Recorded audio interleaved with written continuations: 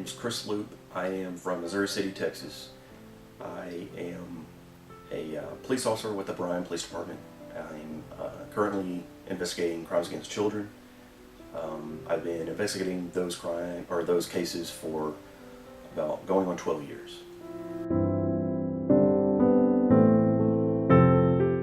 After graduating high school and while waiting for college to start, I decided to start volunteering at the Bryan Police Department. I knew I wanted to get into law enforcement, but I didn't know if I wanted to go, state or local or federal. While I was at the Bryan Police Department, I was introduced to Scotty's house, and that was back in 1996. I grew up in a bubble. I didn't realize that child abuse occurred as much as it did, and I found a real passion about trying to help others, and especially children, dealing with abuse. So I started volunteering with Scotty's house, and that has kind of spurred me in the direction of where I'm at now, investigating crimes against children with the Bryan Police Department. Scotty's house is a great asset for our area.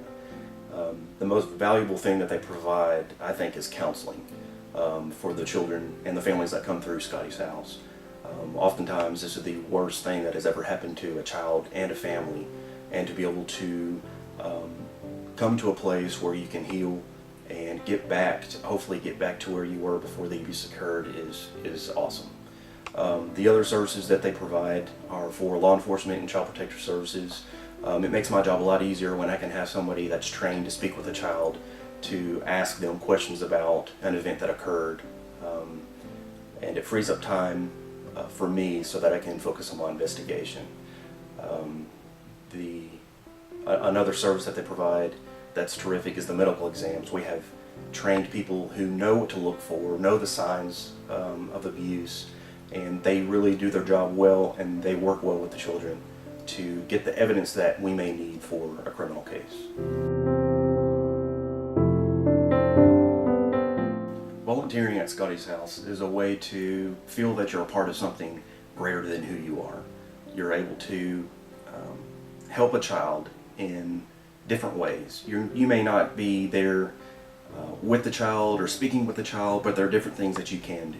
If it's providing services for the office, in that small way, you are helping a child, you're helping a family recover from abuse. Everyone's mission here is helping a family and helping a child overcome something horrific that has happened in their life.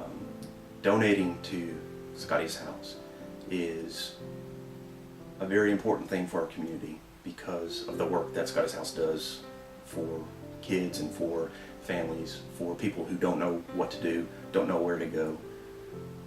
They've had something very horrible happen in their life, and they're looking for a way out. They're looking for that light at the end of the tunnel, so that they can move on with their life.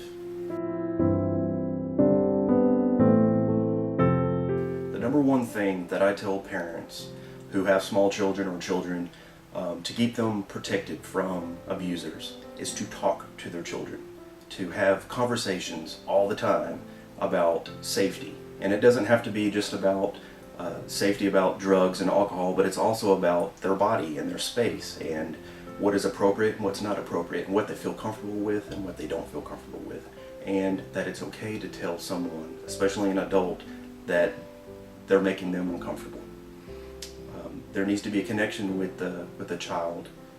Not that they have to tell you everything, but a parent needs to emphasize the importance of coming to them when something has happened to them or an adult has been inappropriate with them.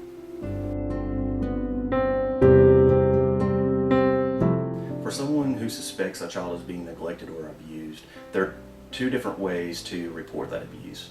One is through Child Protective Services, either through their hotline or through their online reporting system.